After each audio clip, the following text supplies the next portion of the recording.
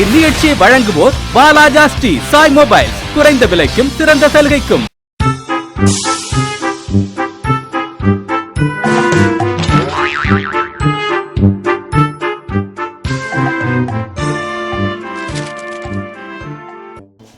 தம்பி உன் பேர் என்னப்பா? ராகேஷ் குமார். ராகேஷ் குமார். இந்த ராக்குனால அது ராக்கு நீ தானே அது? என்ன பண்ற? என்ன பண்ற? 11th போறேன். 11th போறியா? 10th முடிச்சுட்டு அப்படியே 11th போறதா? 11th வந்து என்ன பாடம் எடுக்கலாம்னு முடிவு பண்ணிக்கிறா? மெக்கானிக்கல் எடுக்கலாம்னு முடிவு பண்ணிக்கிறா? மெக்கானிக்கல் எடுக்கணுன்றது நீயா எடுக்கணும்னு முடிவு பண்ணியா இல்லை யாராவது சொல்லி எடுக்கணும்னு முடிவு பண்ணிக்கிறா? நீயாவா? ஏன் மெக்கானிக்கல் உனக்கு ரொம்ப பிடிச்சிருக்குதுப்பா? டிவிஎஸ் கம்பெனியில் ஈஸியாக வேலை கிடைக்கும். அதாவது இங்கே இருக்கிற கம்பெனியில் பக்கத்தில் இருக்குதுல ரொம்ப ஈஸியாக வேலை கொடுத்துருவாங்க. அதனால நம்ம அதுக்கு சம்மந்தமாக படித்தோம்னா வீட்டை விட்டு வெளியே எங்கேயும் போகாமல் இங்கேயே போய் வேலைக்கு போய்ட்டு ரொம்பக்குன்னு வந்துடலாம். வெளிநாடு ஏதாவது போகணுன்னு ஆசை இருக்குதா? போனதுன்னு ஆசை இல்லையா? ஏன் வெளிநாடு போகணுன்னு ஆசைப்படல? அங்கே போனோம்னா தட்பவெட்ப நிலை ரொம்ப மோசமாக இருக்குன்னு சொல்லி சொல்கிறாங்க. அப்பப்போ மழை பெய்யுமா, அப்பப்போ வெயில் அடிக்குமா, அப்பப்போ குளிர் அடிக்குமா, அதனால் அங்கே போகக்கூடாது. அதில் இங்கே இருக்கிற அந்த லாங்குவேஜ் அங்கே போனோம்னாக்கா நம்ம மொழி பேச முடியாதுன்றதுனால போக முடியாதுன்றியோ? ஆமாவா? ஏதாவது சொன்னோம்னா அதிலே பிடிச்சி ஆமாம் சொல்லி அப்படியே விட்டோம்னாக்கா இருக்கிற நம்ம ஒரு பிரச்சனை எவ்வளோ சால்வ் ஆகிடும்ல அப்படின்றாப்ல. தம்பி இப்போது இருக்கிறதுலே வந்து தற்காப்பு கலை, தற்காப்பு கலை என்னன்னு தெரியுமா? Karate kung fu. கராத்தா குங்ஃபுவா? இது ரெண்டு தானே தற்காப்பு கலை? உனக்கு ஏதாவது தற்காப்பு கலை தெரியுமா? ஏன் தெரியாது. ஏதாவது கற்றுக்கணும்னு ஆசைப்படுகிறா இல்லையா?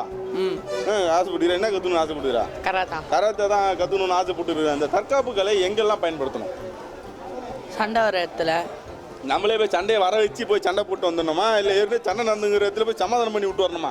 ஏற்கனவே சண்டை நடந்துங்கிற இடத்துல போய் சமாதானம் பற்றி, அதாவது நேராக போய் பார்ப்போம். சண்டை நடந்துட்டு இருக்க 4 பேர் 5 பேர் அடிச்சுக்கிறாலும் தம்பி சண்டை போடாதீங்கப்பா அமைதியாக இருக்குப்பா சொல்லி பார்ப்போம். கேட்கலடாக்கா டக்கு புக்குடு 2 குத்தி ஓரமாக உட்கார வச்சுருதா?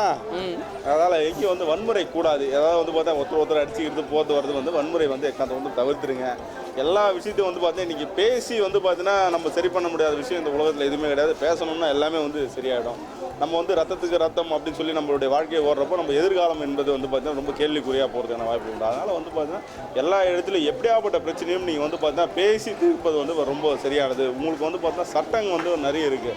இந்த சட்ட ரீதியாக போகிறப்போ நம்மளுக்கு எந்த பிரச்சனையும் வரதுக்கான வாய்ப்புகள் ரொம்ப ரொம்ப கம்மி. கரெக்டு தானப்பா? உங்களுக்கு அப்போல்லாம் அடித்தடியில் ஏதாவது உனக்கு போகணுன்னு ஆசை இருக்குதா?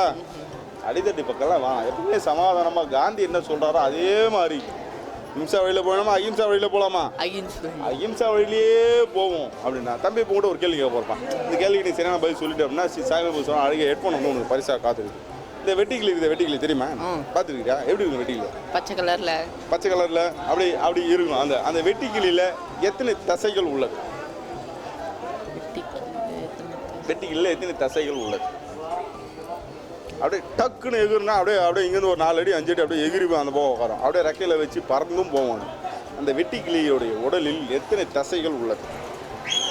ஏதாவது முன்னாடி ஏதாவது ஆராய்ச்சி பண்ணி பார்த்துருக்கியா? இது இத்தனை தசை இருக்கும் அத்தனை தசை இருக்குன்ட்டு?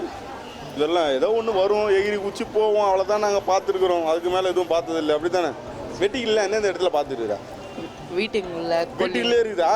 வீட்டிலே வளர்க்குறீங்க? அங்கே உக்காந்து உக்காஞ்சி கிடக்கும் ஓரமா. அப்புறம் கொல்லிங்களில் பார்த்துக்குறோங்க. வயல் காட்டில் போனோம்னாக்கா நிறைய இருக்கும். பார்த்துட்டு அப்படியே நடந்து போனோம்னா அப்படியே 50 100 முன்னாடி எகிரி குதிச்சு ஓடிக்கிட்டே இருக்கும். ஆமாம் தானே? அப்புறம் வேற எங்கே இருந்தால் பார்த்துருக்கிறியா? எப்போ பிடிச்சிருக்கிறியா? அதை பிடிச்சதில்ல. அப்படியே பார்த்ததோட சரி, அவ்வளோதான், வேற ஒன்றும் இல்லை. அப்போ இதில் எத்தனை தசைகள் இருக்குது சொல்ல முடியுமா? முடியாதா? யார்கிட்ட கேட்பியா டவுட்டு? போய் இப்போ முடிச்சுட்டு நிகழ்ச்சி முடிச்சோடனே நேராக போயிட்டு அப்பா அந்த வெட்டிகளில் எத்தனை சதைகள் கேட்டாங்கப்பா அப்படின்ட்டு யார்கிட்ட போய் கேட்பா? எங்கள் அப்பா கிட்ட. அப்பா கேட்டால் பதில் சொல்லுவாரா? கேட்டா அப்பாவுக்கு தெரிஞ்சா சொல்லுவேன். அப்பாவுக்கு தெரிஞ்சா பதில் சொல்லுவார். இல்லைன்னா வேற எந்த இடத்துல நீ இதுக்கு பதில் தேடுவேன்? இது வெளியே பசங்கள்லாம் பார்க்குறவங்க கிட்டலாம் கேட்போம். தம்பி கேட்டு அந்த டிவியில் கூட்டு போனாங்கப்பா, அசுத்தல் நேரம் நிகழ்ச்சியில் கூட்டு வந்து என்ன இந்த மாதிரி கேள்வி கேட்டாங்கப்பா, அந்த கேள்விக்கு என்ன பதில் சொல்லு அப்படின்னு கேட்பியா? இப்படியே கேட்டுனேரு. தொடர்ந்து நிகழ்ச்சியை பார்த்துக்கிட்டே இரு. இந்த நிகழ்ச்சி முடியறதுக்குள்ள உங்களுக்கு விடையை சொல்லுவோம். ஐயா உங்கள் பேர் என்னையா? வெங்கடேசன். வெங்கடேசன் எங்கேருந்து வரீங்க? தவறப்போம். கொஞ்சம் நல்லா சொல்லுங்க, சரியா கேட்கலையா அவருக்கு? தகரகுப்பம் ஒட்டநேரி. தகரகுப்பம் ஒட்டனரிங்களா? அண்ணா தகரகுப்பம் ஒட்டனரி அப்படின்னு சொல்லி தனியாக சொல்றீங்க. ஒட்டனரியில் 2-3 ஒட்டனரி இருக்காங்க. அப்படி இங்கே ஒரு பிள்ளையார் கோயிலாண்டு ஒரு பிள்ளையார் கோயில் ஒரு ஒட்டனரி ஒன்று இருக்குங்க. அடுத்தது இந்த பக்கம் தாவரத்தாண்டு தகரகுத்தாண்டு ஒரு ஒட்டனரி இருக்குங்க. அதான் வந்து பார்த்தா ஊர் பேர் வந்து 2-3 இடத்துல அது மாதிரி தான் நிறைய இருக்குது. பூண்டின்ற பேரில் நிறைய ஊர் இருக்குது. சென்னை சமுத்திரன்ற பேரில் நிறைய இருக்குது. அதில் வந்து அதுக்கு வந்து நம்ம சொல்கிறப்போ அந்த பக்கத்தில் இருக்கிற ஊர் பேர் சேர்த்து சொன்னோம்னாக்கா இந்த ஊரில் தான் இது இருக்குது அப்படின்னு சொல்லி. அண்ணா என்னென்ன பண்ணிக்கிறீங்க? விவசாயம் பண்ணீங்களா? விவசாயம் அப்படின்றது வந்து பார்த்தா என்னென்ன பயிர்கள்லாம் நீங்கள் விவசாயம் பண்ணிட்டு இருக்கீங்க? நெல், சேம்பு. நெல், சேம்பு இது வரைக்கும் தான். இப்போ நெல் பயிர் பண்ணுறதுக்கும் சேம்பு பண்ணுறதுக்கும் என்ன வித்தியாசம்?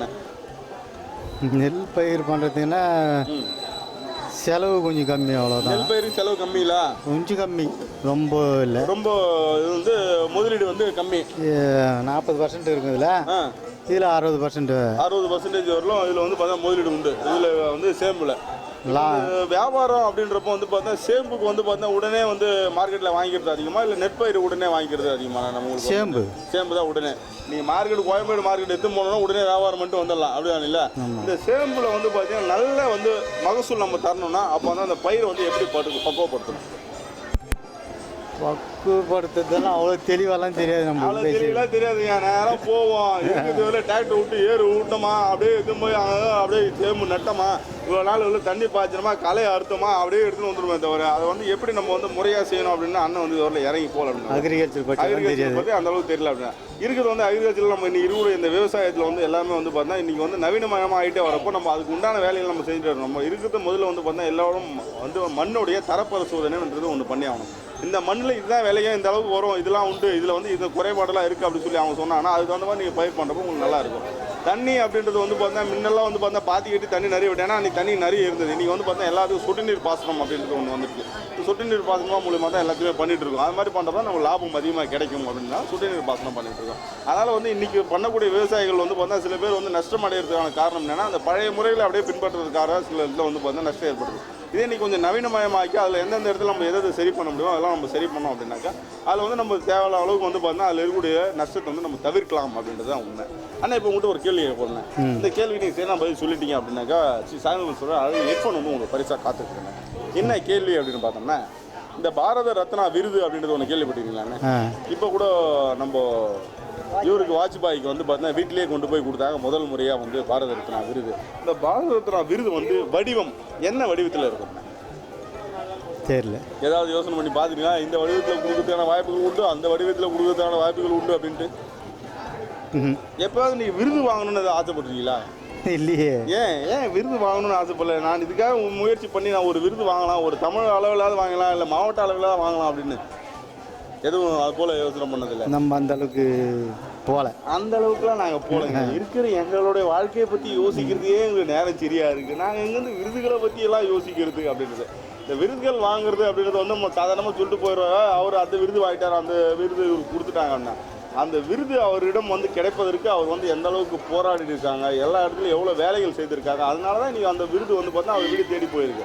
அதுபோல் தான் இன்றைக்கி இருக்கிற வாழ்க்கையிலையும் வந்து நீங்கள் செய்யக்கூடிய வேலைகளை ரொம்ப சரியாகவும் சிறப்பாகவும் செஞ்சீங்கன்னா உங்களுக்கு விருதுகள் வந்து பார்த்தா தானாக வந்து சேரும், உங்களுக்கு பதவிகள் வந்து தானாக வந்து சேரதுக்கான வாய்ப்பு உண்டு. அதனால் வந்து எந்த நேரமும் வந்து பார்த்தா மக்களுக்காக நீங்கள் என்ன செய்தாலும் அது உங்களுக்கு வந்து பார்த்தா என்றைக்கும் பலன் தரும் அப்படின்றது தான் உண்மை.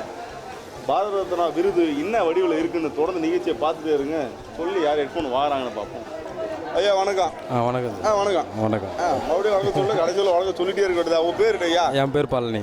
பழனி. ஆமாம். இந்த பழனின்றது ஊர் பேரும் பழனி வச்சிருக்கிறா, உங்கள் பேரும் பழனி வச்சிருக்காங்களா? எப்போ பிரச்சனை வந்துருக்குதா? இல்லை அதெல்லாம் ஒன்றும் பிரச்சனை வந்ததில்லை. எங்காவது போகிறப்போ பழனி அப்படின்னா என்ன ஊர் பேர் சொல்லி கூப்பிடுறீங்களா? ஏன்னா திருப்பதினு கூட பேர் வச்சிருக்கலாம். திருப்பதி வச்சிருக்காங்க, ஆனால் பழனின்னு வச்சிருக்காங்க. இது ஊர் பேரும் கூப்பிடலாம், இது ஊர் பேரும் கூப்பிடல. பழனின்றது வந்து கடவுளுடைய பேரை ஊருக்கு வச்சாங்க, அந்த ஊருடைய பேர் இவர் வச்சுக்கிட்டாரு. அதில் ஒன்றும் தப்பு ஒன்றும் கிடையாது. என்ன பண்ணீங்க? ஏன்னா நான் வேலை செய்துட்டு. என்ன வேலை செய்றீங்க? பெரம்பூர் கேரேஜில். என்ன கேரேஜில் ஒர்க் பண்ணுறேன். கேரேஜ்னா என்ன? கேரேஜ்னா ரயில்வே. கேரேஜ் வந்து ரயில்வே இல்லைங்க. ரயில்வே கேரேஜில் வந்து வேலை செய்யறாப்ல. இந்த கூட்ஸ்லாம் வந்து இறங்கி ஏற்றுவாங்க அந்த இடத்துல. இப்போ அந்த ட்ரெயினில் வந்து பார்த்தா எவ்வளோ தூரம் நீங்கள் அதிகப்படியாக ட்ராவல் பண்ணுவீங்க? ட்ராவலர் தான் சார் இல்லை நான் போகிறது இல்லை ட்ராவல்லாம் அங்கேயே ரெடி பண்ணிவிட்டு அங்கேயே விட்டுருவாங்க. அங்கேயே ரெடி பண்ணிட்டு அங்கேயே இருக்கும். ரொம்ப ட்ராவல்லாம் பண்ண வேண்டிய வேலைகளுக்கு கிடையாது. உங்களுக்கு எப்படி ட்ரெயினில் போனால் உங்களுக்கு இலவச பாஸ்லாம் விட்டுக்கலாம்? எல்லாம் இருக்குது. எல்லாம் இலவச பாஸ்லாம் நீங்கள் ட்ரெயினில் எவ்வளோ தூரம் ஒன்றா இலவசமாக இலவச பாஸ் தான் எங்களுக்கு. பரவாயில்லைங்க. ஊருக்கு சுற்றி பார்க்கணும்னா ஏறி உக்காஞ்சா போயிட்டே இருக்கலாம் யாரும். ஆனால் இதுக்கு முன்னாடியே கொஞ்சம் சொல்லி நம்ம பர்மிஷன் வாங்கணும். ஆமாம், அது சொல்லாத கூட ஏறி ட்ரெயினில் உட்காந்து போக முடியாது. சொல்லாத கூட ஏறி உட்காந்து போனோம்னாக்கா அப்புறம் டிடிஆர் பாயிண்ட் போட்டு போடுவாப்ல. அதனால் வந்து எந்த இடத்துல போக போகிறோம், யார் யார் போக போகிறோன்றது முன்கூட்டியே நம்ம ரயிலில் சொல்லிடணும்னா அவங்க அதுக்கு அந்த மாதிரி ஒரு இலவச டிக்கெட்டை கொடுப்பாங்க. அது ஏறி உட்காந்து எங்கே ஒன்றா போய் ஊர் சுற்றி பார்த்துட்டு வரலாம். அப்படி தானே? அப்படிதான். இது வரலாம் இது மாதிரி ஏதாவது போய் வந்துருக்கீங்களா? அதாவது இது வரைக்கும் எங்கே போகல, இனிமேல் தான் போகணும். மேரேஜ் ஆன பிறகு தான் போகணும். கல்யாணம் அப்புறமா அப்படியே போய் வரணும்னு அண்ணன் முடிவு பண்ணியிருக்காப்புல. சரி போய் வரட்டும், வாழ்த்துக்கள் பாராட்டுகளை தெரிவிச்சுக்குவோம். அண்ணே இப்போ இந்த ரயில் இருக்குல்ல, ஆமாம், இந்த ரயில் வந்து பார்த்தா இந்தியாவில் அதிகப்படியாக இருக்கிறது வந்து உலகத்திலே வந்து பார்த்தீங்கன்னா இந்தியாவில் தான் வந்து அதிகமான ரயில் இருக்குது. இதில் வந்து அதிகப்படியான விபத்துகள் நடக்கிறதுக்கு என்ன முக்கியமான காரணமாக நீங்கள் நினைக்கிறீங்க? நான் என்ன நினைக்கிறேன்னா ஓட்டுநர் சரியில்லையா, அதுதான் விபத்து. அதான் நிறைய இடத்துல வந்து டிரைவர் படுற வேலை தாங்க. இந்த டிரைவர் நடக்கிற கவனிப்பு வந்து தெரியாது, கரெக்டாக பார்த்தாங்கன்னா இல்லை. அதே போல் தான் வந்து பார்த்தா நம்ம நீங்கள் வாகனம் ஓட்டுற போதும் சுற்றி முற்றி இருக்கக்கூடிய விஷயங்களை வந்து பார்த்தா அவங்க போகக்கூடிய அந்த வேக கட்டுப்பாட்டிலே போனாங்க அப்படின்னா எந்த இடத்துல பிரச்சனை நடக்குதுன்னு வாய்ப்புகள் ரொம்ப ரொம்ப கம்மி. ஏதோ தானவனு ஏறி உட்காந்து சில பேர் பண்ணுற வேலையினால அவங்கள நம்பி அத்தனை உயிர்கள் கூட போயிட்டு இருக்கு. அதனால் வந்து பார்த்தீங்கன்னா எந்த இடத்துல அவன் வந்து பார்த்தீங்கன்னா ரொம்ப திறமையாக செயல்பட்டு எந்த இடத்துல ஒரு அசம்பாவிதம் நடக்காமல் பார்த்துட்டாங்கன்னா நம்ம போகக்கூடிய ஆட்களும் வந்து பார்த்தா ரொம்ப சந்தோஷமாக போய் வருவாங்க அப்படின்றது தான் உண்மை. ஆனால் இப்போ உங்கள்கிட்ட ஒரு கேள்வி கேட்போம். கேள்வி நீங்கள் சரியான பதில் சொல்லிட்டு சாமி பஸ் அழகே ஹெட்ஃபோன் வந்து உங்களுக்கு பரிசாக்கா? அப்படியா? கஷ்டம் இல்லை, அதுக்கு இல்லை. கஷ்டமான கேள்வி இருந்தால் சொல்ல முடியாது. ஈஸியான கேள்வி சொல்லிடுவேன். ஈஸியாக இருந்தால் சொல்லிடுவாங்க. கஷ்டமான ஒன்றுமே இல்லை. நான் அந்த வெட்டிக்கிளிக்குதுன்னா வெட்டிக்கிளி பார்த்துக்கிங்களா? வெட்டிக்கிளி பார்த்து வெட்டிக்கிளி. அந்த வெட்டிக்கிளியோட உடம்புல எத்தனை தசைகள் இருக்குதுதான கேள்வி. வெட்டிக்கிளியோட உடம்பு ரொம்ப சின்னதான், கேள்வியும் சின்னது தான். இல்லை இல்லை, இது வரைக்கும் நான் அதை வெட்டி பார்க்கலையே. பார்த்துருந்தா நான் சொல்லிட்டேன். ஆமாம் ஆமாம், வெட்டி பார்த்தோம்னா தெரிஞ்சிருமா? தெரிஞ்சிடாது. நல்ல ஒரு ஐடியாவே இருக்கு. ஒரு வெட்டிக்கிளி எடுத்து வெட்டி பார்த்தால் தெரிஞ்சு விடும் போல இருக்கிறது. வெட்டிக்கிளி எடுத்து வெட்டி பார்த்தோம்னா கூட நம்ம சொல்கிற அளவுக்கு அதில் கண்டுபிடிக்கிறது ரொம்ப கஷ்டம். லேபில் உட்காந்து அதை பார்க்குறவங்க மூலியமாக தான் இதில் எத்தனை தசைகள் இருக்குது அப்படின்னு சொல்ல முடியும். யார் இதுக்கு சரியாக சொல்லி ஹெட்ஃபோனை வாங்கினாங்கிறத பார்ப்போம்.